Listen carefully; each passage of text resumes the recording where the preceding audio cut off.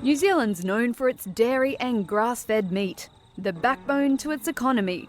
But the launch of a new climate change curriculum in schools is rubbing farmers the wrong way. The Education Ministry says students, years 7 to 10, will learn the role science plays in understanding climate change, its impacts, and how students can help to adapt to it.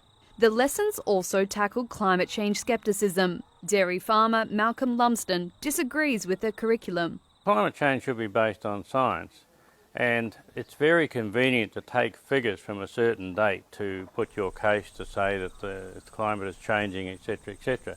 But having been farming for over 55 years, we know we have a climate that changes all the time.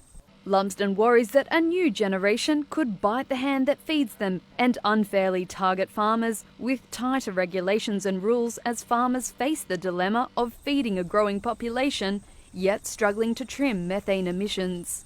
New Zealand's leader Jacinda Ardern introduced sweeping reforms to tackle climate change this year, including emission targets for agriculture and a plan for the country to become carbon neutral by 2050.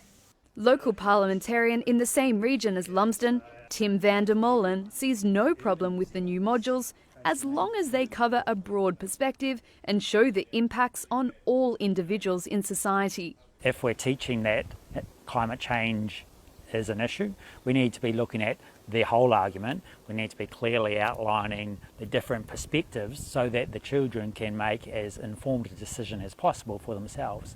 Recent school graduate 18-year-old Lords Vano, local Greens Party candidate, welcomes the curriculum and its focus on the science and hopes it will shape how students feel about their future.